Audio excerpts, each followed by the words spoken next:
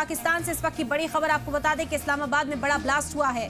धमाके में हलाक होने वालों की तादाद में लगातार इजाफा हो रहा है। 25 लोगों के मारे जाने की खबर अब तक सामने आई है।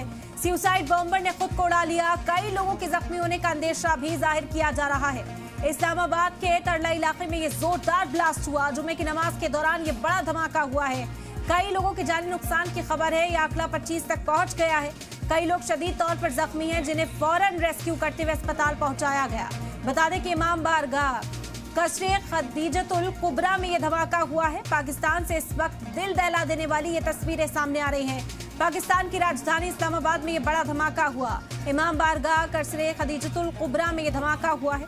ब्लास्ट में अब तक 25 लोगों की मौत की तस्दीक कर दी गई है। वहीं बड़ी तादाद में लोग इस वक्त जख्मी बताए जा रहे हैं। जानकारी के मुताबिक ये खुदकुश बम धमाका था।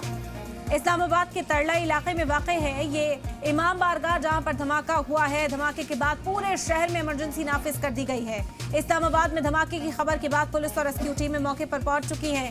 राहत और बचाव की मुहिम यहां पर तेजी से अंजाम दी जा रही है। जख्मियों को फौरी तौर पर अस्पताल पहुंचाने का काम किया जा रहा है। इस हमले की जिम्मेदारी अब तक किसी के जरिए ली नहीं गई, उसका इंतजार भी किया जा रहा है। लेकिन बार बार इस तरह के वाकयात पाकिस्तान में पेश आते हैं, जो बड़े सवाल वहां के अंदरूनी निजाम पर भी खड़े कर रहे हैं। और इसी पर चर्चा करते हैं, हालात को समझने की कोशिश करते हैं। पाकिस्तान से इस वक्त खास मेहमान हमारे साथ इस चर्चा में शामिल हो रहे हैं। Haider Hayat Khan, defence and strategic expert, Pakistan से जुड़ गए इस वक्त हमारे साथ। हसाम दुरानी, सीनियर जर्नलिस्ट, पाकिस्तान से चर्चा में शामिल हो गए हमारे साथ। और मेजर जनरल राजन कोटर साहब, सिक्योरिटी एक्सपर्ट, भी चर्चा में शामिल हो गए। आप सभी का खैर मकदम करते हैं, बेहद शुक्रिया। सबसे पहले तो हैदर हयात साहब, आप ही से शुरुआत कर लेते हैं। इस तरह के वाकयात पाकिस्तान में एक के बाद एक देखने को मिलते हैं। वजूहात अगर तलाशने की कोशिश की जाए, क्या लगता है, सिक्योरिटी इशू है, रिलीजियस कॉन्फ्लिक्ट है, किस तरह से इसे समझा जाएगा इस पूरे हालात? बिस्मिल्लाहिर्रहमानिर्रहीम, बहुत शुक्रिया इरम। बड़ा अफसोसनाक वाकया है। इस्लामाबाद के मुज़ाफ़ात में ये तरलाई का मकाम है, जहाँ पर अब से कुछ देर पहले नमाज जुमा की अदायगी के दौरान ये धमाका हुआ है।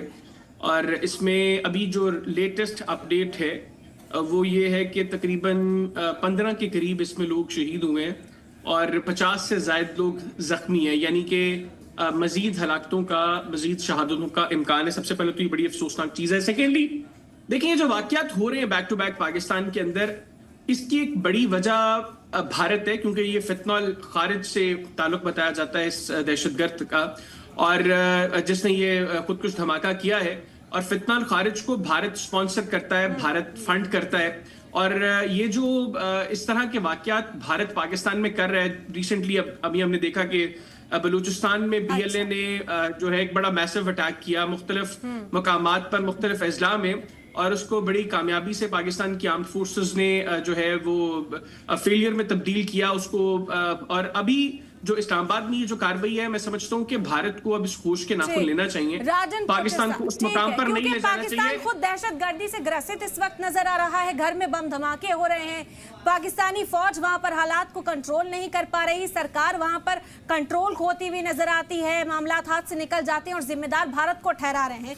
यहाँ पर मेजर जनरल राजन कोटर साहब, पाकिस्तान के ये हालात इस वक्त हैं, जिस तरह की कशीदगी वहां पर मुस्तकिल देखने को मिल रही है। हर दूसरे रोज इस तरह की खबरें वहां पर सामने आती है और इसके बाद ये कहा जा रहा है कि इसके पीछे भारत है, भारत को जिम्मेदार ठहरा दिया गया है धमाके के पीछे। यहाँ बहुत अफसोस है सबसे पहले जो जाने वहाँ पे गई हैं, और ये पाकिस्तानी जो हमारे को पैनलिस्ट हैं, आई थिंक इनने इसको अफसोस भी जाहिर नहीं किया है।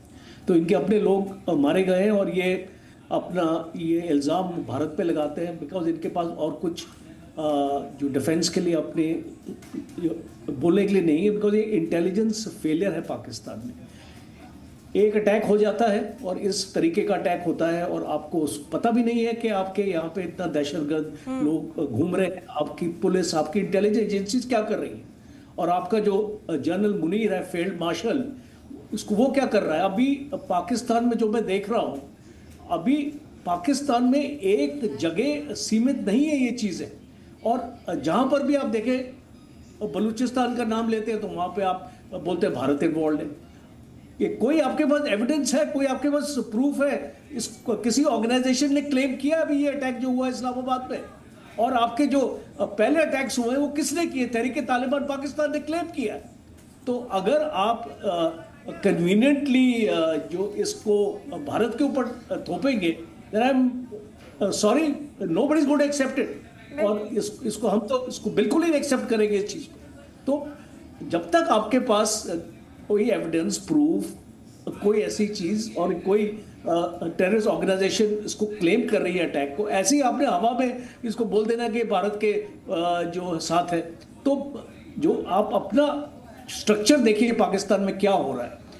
अब बलूचिस्तान आपका 44% आपका जो एरिया है वो इसको बलूचिस्तान है और उसमें 5% आपकी पॉपुलेशन रहती है। आप उसकी हालत देखिए, पंजाब से कंपेयर कीजिए, आप अपने सिंध से कंपेयर कीजिए, क्या आपकी गवर्नमेंट ने डेवलपमेंट वहां पे किया है? बच्चों के लिए स्कूल और कॉलेजेस, हेल्थ केयर फैसिलिटीज आप लोगों ने क्या दिया? और जो भी आपकी माइनिंग होती है, जो भी आते हैं आपके पंजाबी कॉन्ट्रैक्टर वहां पे आके माइनिंग करते हैं, लोगों को तो आपने इन्वॉल्व वहां पे किया ही नहीं। लोगों की उसको रंजिश है। इंटरनली इस मसले का हल निकालने की बजाय कि जिम्मेदार कौन है, कहां पर फेलियर है, साफ तौर पर भारत को जिम्मेदार ठहरा देना, कहीं ना कहीं कई सवाल खड़े होते हैं। हस्सान दुर्रानी साहब, आप कैसे देखते हैं इस धमाके को? क्या वजूहात इसके पीछे की नजर आती हैं? अब तक किसी तंजीम ने इसकी जिम्मेदारी नहीं ली है, क्या आप भारत को यहाँ जिम्मेदार ठहराएंगे? जी, सबसे पहले तो आपका शुक्रिया। देखिए इरम, देखिए मुझे को ब्लेम गेम खेलने की जरूरत तो कोई नहीं है।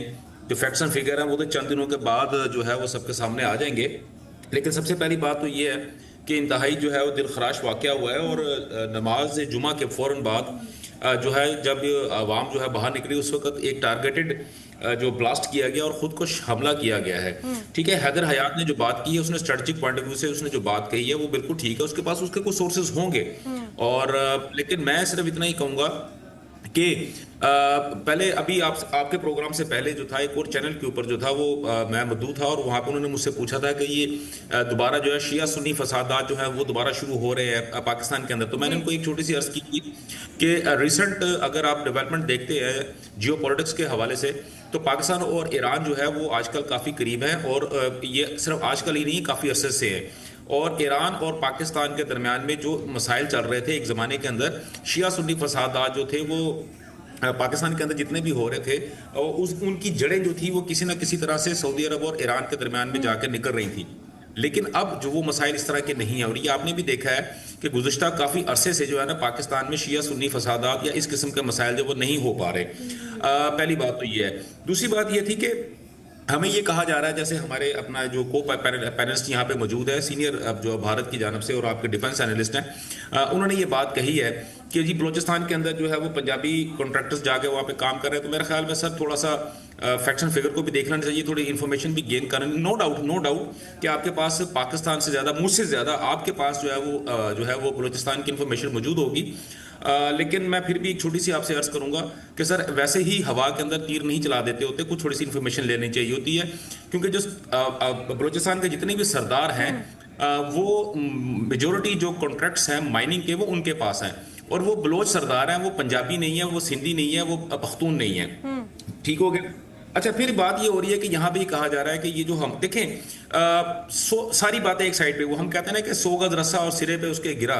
प्रॉब्लम ये है कि इस वक्त ये इशू एक हुआ है और यहाँ पे डेथ्स हुई हैं, मिनिमम 15 डेथ हुई हैं और 80 से ज़्यादा लोग जो हैं वो ज़ख्मी हैं। इसका मतलब है कि हमें फियर है कि इनकी डेथ का टोल जो है वो बढ़ सकता है। लेकिन बात ये है कि अगर आप ये बात करते हैं कि ये फलाने ने किया, जिसने भी किया है, चाहे वो TTP था, चाहे वो BLA था या वो किसी एक कोई भी मजहबी जो जमात है उसकी जानब से हुआ है, आप यकीन रखें, बल्कि जमा खातर रखें। और ख़ासतौर पे मैं जो हमारे जो को पैनलिस्ट हैं यहाँ पे हमारे भारत की जानब से, मैं उनको भी बात कहूँगा, बल्कि उनको दस्त बदस्ता मैं गुजारिश करूँगा, सर आप अपनी जमा खातर रखें। जैसे BLA के हमने 20% जो उनके जो अटैकर्स थे वो हमने 72 घंटों में तबाह बर्बाद कर दी है। इसी तरह ये जो है इसको भी हम तबाह बर्बाद कर देंगे। और तीसरी बात इसके अंदर मैं एक चीज मैं और ऐड करूंगा। इन्होंने कहा कि जी हम तो इसको बिल्कुल नहीं, ठीक है, आप ये कह रहे हैं कि हम यहाँ पर जो है तलाश कर लेंगे, हम निकाल लेंगे, ढूंढ निकालेंगे। इंटेलिजेंस फेलियर क्या यहाँ पर नजर नहीं आता है? हमला किस वजह से हुआ है, कौन इसके पीछे था, कौन जिम्मेदारी जो है इस हमले के पीछे की लेते हुए नजर आएगा? क्या इस वक्त उस पर गौर ख़ास करने की जरूरत नहीं, क्योंकि आपने बलूच पर हमें समझा दिया, पश्तून क्या सोचते हैं पाकिस्तान के अंदर वो हमने समझा दिया। शायद ये समझाने की जरूरत नहीं, दुनिया के सामने इस वक्त वाज़ेह हालात पाकिस्तान के अंदर। इस हमले के हवाले से हम चाहते हैं कि क्या इस वक्त समझ आ रहा है? देखिए, इस हमले के हवाले से इस वक्त जो चीज़ हमें नज़र आ रही है वो ये आ रही है, और मेरी जो है इस्लामाबाद में हमारे बहुत सारे दोस्तों के साथ भी बात हुई है, और हमारे कुछ सोर्सेज हैं उनसे भी हमारी बात हुई है, और वो उनके मुताबिक जो इंटरनल जो इन्फॉर्मेशन अब तक हमें गैदर हुई है उसके मुताबिक ये है कि रिसेंटली अभी जो BLA के साथ इशू हुआ है, और उनके 200 से ज़ायद तकरीबन 230 के करीब जो है वो दहशतगर्द जो है वो मुर्दार हो चुके हैं, और उस वजह से ये उनकी रिटेलिएशन है। और ये और जो अहले तशी हैं, इनकी मस्जिद के बाहर अटैक करने का मकसद ये था कि पाकिस्तान के अंदर जो एक सुन्नी और शिया जो फसादात हैं उनको बढ़ावा देने की पूरी कोशिश हो रही है, लेकिन ये अभी कंफर्म नहीं है। ये भी कंफर्म नहीं है।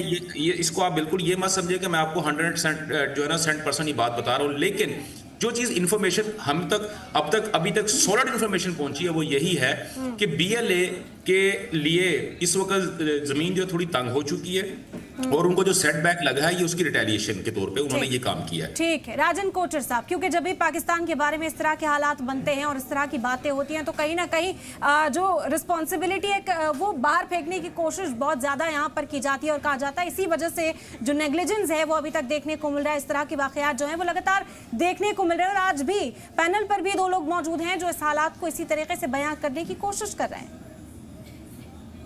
देखिए, ये तो डिफेंस मैकेनिज्म है। ये जो दुरानी साहब है वो तो एक्चुअली अपना डिफेंड अपना करेंगे पाकिस्तान को, वो पाकिस्तान से हैं तो वो तो उसको एक साइड में रखते हैं उस चीज़ को, बिकॉज यहाँ पे हम एक दूसरे के अगेंस्ट और उसके खिलाफ नहीं बोल रहे हैं। हम ये डिस्कस कर रहे हैं कि ये जो इंसिडेंट है ये क्यों हुआ है, और इसमें किसका हाथ है और इसकी वजह क्या है। ये बार बार ऐसे आपका ये पहली बार ये इस्लामाबाद में नहीं हुआ, ये ब्लास्ट इस्लामाबाद में पहले भी हो चुके हैं। तो ये एक रेपिटेटिव आपकी एक्टिविटी है, और बाकी जगह भी अभी हमने एक सुसाइड बॉम्बर अपने उधर भी देखा था, बलूचिस्तान में भी जो अटैक था। तो हम ये जो चीज़ है आपका खैबर पख्तूनवा को भी आपको इस पर शामिल करना पड़ेगा डिस्कशन में, बिकॉज ये सारे एरियाज हैं जो पाकिस्तान में ये अफगानिस्तान के बॉर्डर पर है। ये एरियाज अफगानिस्तान के जो हथियार जो हैं, और अगर आप इनके पास बलूच आर्मी के पास हथियार देखें, और मैं एक पाकिस्तान आर्मी ऑफिसर का एक आर्टिकल एक्चुअली पढ़ रहा था, और उसने साफ उसमें लिखा था कि इनके पास जो हथियार हैं, जिस कैलिबर और जिस सोफिस्टिकेशन के हैं, वो पाकिस्तान आर्मी के पास भी नहीं। तो जो ये अमेरिकन हथियार हैं जो इनको अफगानिस्तान में जब अमेरिका छोड़ के गया था, तो आप एक साफ अंदाज़ा लगा सकते हैं कि तहरीक तालिबान पाकिस्तान और बलूच लिबरेशन आर्मी वो दोनों मिल के काम कर रहे हैं, इसलिए अब उनकी ताकत ज़्यादा होगी। और एक Pakistan institute of peace studies है जो उसका एक समरी है स्टैटिस्टिक्स की जो मैं पढ़ रहा था, उसमें तकरीबन पिछले 1 साल में 400 पाकिस्तानी सोल्जर्स मारे गए हैं अटैक्स के ऊपर। और जाफर एक्सप्रेस के बाद में यहाँ पे आप इसको करना चाहता हूँ। देखिए, जिस तरीके से न्यूज़ रिपोर्टिंग पाकिस्तान से होती है, जिस तरीके से कैजुअल्टीज़ का जिक्र होता है, वो आपको करेक्ट आपको एक फिगर नहीं देता है। जाफर एक्सप्रेस में 100 से ज़्यादा कैजुअल्टीज़ हुई थी पाकिस्तान के फौजियों की, और बताया गया है 20-22 फौजी उनके मारे गए थे, बट वो फिगर्स आपको सही नहीं है। तो इस तरीके की जब रिपोर्टिंग होती पाकिस्तान में, एक चीज़ और मैं बताना चाहूँगा अपने जो एनालिस्ट है पाकिस्तान से, कि आपका जो CPEC है जो बलूचिस्तान में चल रहा था, उसकी क्या हालत है। और वो $45 बिलियन अभी तक चाइना ने लगा दिया, और उसकी फंडिंग चाइना ने बंद कर दी है, बिकॉज जिस तरीके से लॉ एंड ऑर्डर सिचुएशन है बलूचिस्तान में, अब उनके प्रोजेक्ट्स वहाँ पे टेक ऑफ नहीं कर पा रहे, और चाइना ने अपनी खुद की सिक्योरिटी फोर्स वहाँ पे लगाई है अपने प्रोटेक्शन के लिए, बिकॉज उनको कॉन्फिडेंस नहीं है कि पाकिस्तान आर्मी उनको प्रोटेक्ट इसको कर पाएगी। तो तरीके के वहाँ पे हालात, और ये इसको मैं नहीं बोल रही, ये ओपन मीडिया की न्यूज़ है, ये इसको वेस्टर्न मीडिया तक ये इसको आपने किया हुआ है। मैं कोई ऐसी आपको मनगढ़ंत स्टोरी नहीं सुना रहा हूँ। तो ये आपको एक्चुअली अपने इंटरनल सिचुएशन में आपको झांकना पड़ेगा, क्योंकि बार बार आप USA जाके और उनके साथ लंच करके उससे आपको कुछ मिलने वाला नहीं है। और जो आपके जो मुद्दे हैं पाकिस्तान में, जब तक आप उन मुद्दों को आइडेंटिफाई नहीं करेंगे, उनको रिजॉल्व नहीं करेंगे, और बार बार अगर आप IMF के पास पैसे लेके जाए, आपकी इंडस्ट्रीज का क्या हाल है पाकिस्तान में? आपकी इसको मैक्सिमम इंडस्ट्रीज पाकिस्तान में बंद। ठीक है, कहीं ना कहीं कहा जाए कि जो अंदरूनी खलल है, क्या इसको निगलेक्ट किया जा रहा है, क्या इस और ध्यान नहीं दिया जा रहा, जिसके बाद इस तरह के वाक़यात लगातार बढ़ते हुए नजर आ रहे हैं। साम दुरानी साहब, क्योंकि वर्ल्ड फोरम्स पर, प्लेटफॉर्म्स पर तो कह दिया जाता है कि दहशतगर्दी के खिलाफ हम लड़ना चाहते हैं, हम खड़े रहना चाहते हैं, लेकिन क्या ये दोहरा मापदंड नजर नहीं आता, डबल स्टैंडर्ड्स क्या दहशतगर्दी के खिलाफ फिर नजर नहीं आते कि अंदरूनी खलल इतनी ज़्यादा है, आंखें मूंद लेने से वो परेशानियाँ, वो दिक्कतें जो हैं वो ख़त्म थोड़ी ना हो जाएंगी?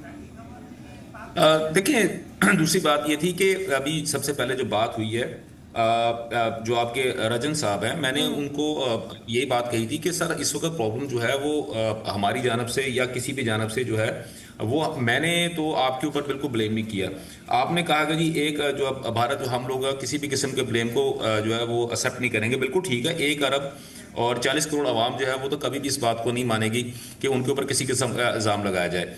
और उसके बाद मोहतरमा आपने, इरम आपने भी ये बात की थी कि इसका जो मुद्दा है हम उस पर गुफ्तगू करनी चाहिए, लेकिन मसला ये रजन साहब के पास इस मौजू के ऊपर बात करने के लिए कोई ठोस जो है मवाद मौजूद नहीं है, लिहाजा उन्होंने वो तमाम तरह इंफॉर्मेशन या अपनी जो वो तो कह रहे हैं ना कि आप इसी मौजू पर चर्चा करिए, आप इंटेलिजेंस फेलियर था वहां पर, या क्या दिक्कत थी? जी बोलिए। जब कोई भी बात कर रहा हूँ ना, दरमियान में इस तरह टोकते नहीं होते। आपने क्योंकि सवाल पूछा तो मैंने आपको सवाल नहीं पूछा, मैं उनकी बात का जवाब दे रहा हूँ, मैं उनकी बात का जवाब दे रहा हूँ जी, मैं उनकी बात का जवाब दे रहा हूँ ना। ठीक है, उन्होंने बात की, मैं हमतन गोश था, मैं उनकी तमाम तर गुफ्तगू मैंने सुनी है, और मेरा ख्याल है कि अब जब मुझे भी इतना मौका मिलना चाहिए कि मैं भी बात का जवाब दे सकूं। मैं यहाँ पे ये अर्ज कर रहा हूँ कि आने वाले दिनों के अंदर आप अपनी जमा खातर रखें, अगर ये बलूचिस्तान की जानब से कोई इशू हुआ है तो वो भी उसको जवाब पूरा मिल जाएगा, अगर ये TTP की जानब से हुआ है उसको भी उसका पूरा जवाब मिल जाएगा। तीसरी बात ये है कि अगर खुदा ना खास्ता जैसे इससे पहले वाकयात होते रहे हैं और उसके अंदर भारत की जानब से कोई इन्वॉल्वमेंट हमें मिलती है तो हम उसको सामने लेके आते हैं, तो हम उसको भी सामने लेके आएंगे। तीसरी बात, उसके बाद आगे आता हूँ कि हमें सबसे पहले ये देखना है, हमें ये, इन्होंने ये बात कही है कि जनाब आपकी इंटरनल सिक्योरिटी है वो किसी काम की नहीं है, हाफिज मुनीर क्या कर रहा है? तो जनाब आप मुझे ये बता दें रजन साहब कि आपका जो आर्मी चीफ है वो अपना जो है ना वो शील्ड और बंदूक पहन के, बंदूक हाथ में पकड़ के जो है ना वो सड़कों के ऊपर फिर रहा होता है। यहाँ धमाके नहीं हो रहे ना, धमाका वहाँ हुआ इस्लामाबाद में, इसलिए हम सवाल पूछ रहे हैं आपसे।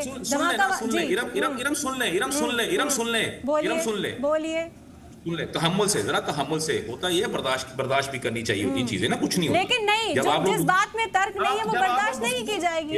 इरम, जब आप, अगर आपके पास कोई तर्क है भारत के खिलाफ, अगर कुछ सामने रख सकते हैं तो बोलिए। मोहतरमा, जब आप लोग गुफ्तगू कर रहे होते हैं तो मैं चुप करके सुन रहा होता हूँ, ठीक है, लेकिन जैसे मैं गुफ्तगू शुरू करता हूँ आपको भी सवाल याद आ जाते हैं, बहुत सारी चीजें याद आ जाती हैं। बेबुनियाद इल्जामात अगर आप साबित कर सकते हैं तो हम सुनेंगे। हम तो उस मैटर को डिस्कस करने के लिए, हम उस मैटर को डिस्कस करने के लिए इस चर्चा में हैं सर। आप लोगों की हर किस्म की गुफ्तगू मैं चुप करके सुनता हूँ ना, अल्लाह का शुक्र है मुझ में बर्दाश्त है, बोलिए, आप लोगों में बर्दाश्त बिल्कुल नहीं है, ठीक है। अभी बात ये है, हमें ये कहा, आपने ये कहा कि जी हाफिज मुनीर, अगर आपको सिर्फ आसम हाफिज जो है वो आसम मुनीर साहब का ही इशू है तो भाई आप मुझे बता दें कि और कौन कौन से ऐसे इशू हैं जिनको हम जो है आसम मुनीर साहब के जो है ना वो कंधों के ऊपर रख दें। पाकिस्तान के अंदर अगर इंटरनल सिक्योरिटी का इशू होता है, जी आसम मुनीर क्या कर रहा है? पाकिस्तान के अंदर कहीं पे ब्लास्ट हो जाए, आसम मुनीर क्या कर रहा है? ठीक है, पाकिस्तान के अंदर फ्लड आ जाए, आसम मुनीर क्या कर रहा है? पाकिस्तान के अंदर सूखा पड़ जाए, आसम मुनीर क्या कर रहा है? पाकिस्तान के अंदर अगर कोई अपना इन्वेस्टमेंट आ जाए, ये तो आसम मुनीर लेके आया। पाकिस्तान के अंदर से अगर कोई कंपनी चले जाए, ये तो आसम मुनीर की वजह से चली गई है। पाकिस्तान के अंदर किसी को जेल हो जाए, ये तो आसम मुनीर ने उसको जेल में डाल दिया। पाकिस्तान में अगर कोई बंदा जेल से बाहर निकला है, ये तो आसम मुनीर ने उसको जेल से बाहर निकाल दिया। आगे बढ़िए। अपनी जिंदगी को आसान करें ना, अपनी जिंदगी को आसान करें थोड़ा सा, कुछ नहीं होता।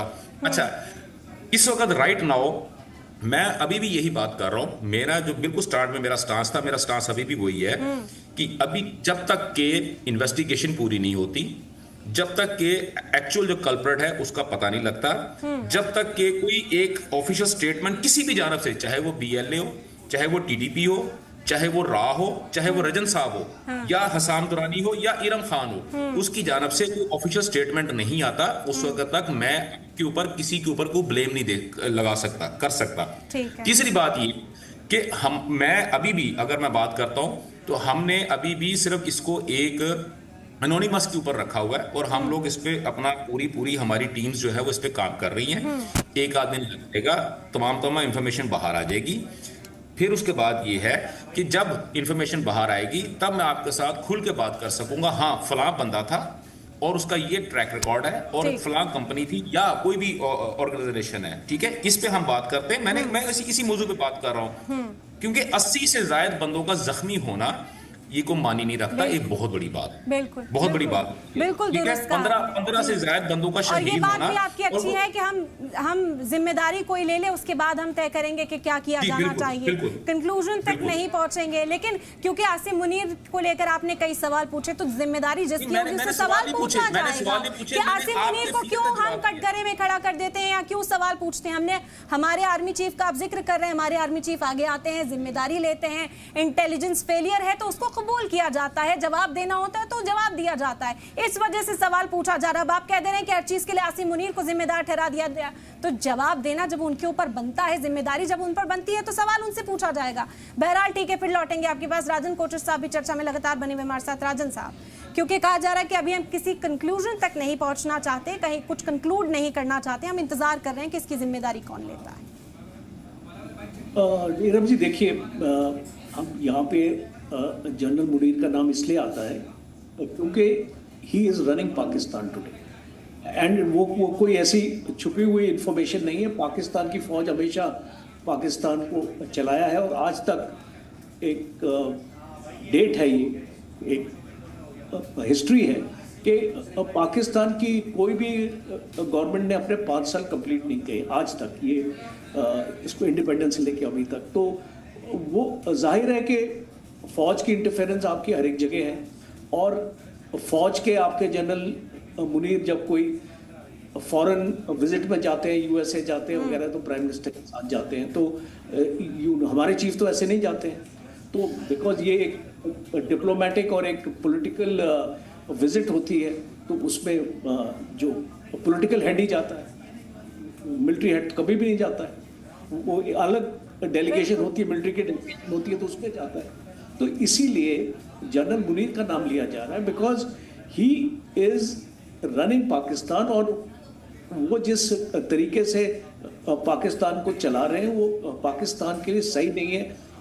बिकॉज आप मीडिया में आके you can't speak against him, because कुछ हालात है पाकिस्तान में, मैं जानता हूँ, मैं भी पाकिस्तान के 2-3 यूट्यूब चैनल्स में आता हूँ, मुझे भी समझ है कि पाकिस्तान में किस तरीके से चीज़ें चलती हैं। दूसरा है कि ये जो ब्लास्ट है, और ये मैं सहमत हूँ आपसे कि it is too premature to suggest कि भाई इसमें फलाने का हाथ है, फलाने का हाथ नहीं है, बिकॉज जब तक आपकी इन्वेस्टिगेशन पूरी नहीं होगी, और इस इन्वेस्टिगेशन में अगर आप सोचते हैं कि 1-2 दिन में आपको इसको नतीजा मिल जाएगा, ऐसा नहीं होता। इन्वेस्टिगेशन में काफ़ी इसमें चीज़ों के ऊपर इन्वेस्टिगेट किया जाता है, आपके फॉरेंसिक्स आएंगे, आपकी टीम आएगी, आपकी लगेगी, और उसका जो हमारे यहाँ पे रेड फोर्ट पे भी ब्लास्ट हुआ था, तो उसमें भी काफ़ी टाइम लगा था पता लगाने का कि इसके तार इसको कहाँ से जुड़े हुए हैं। तो ये एक प्रोसेस है, प्रोसीजर है, इसमें टाइम लगता है। But yes,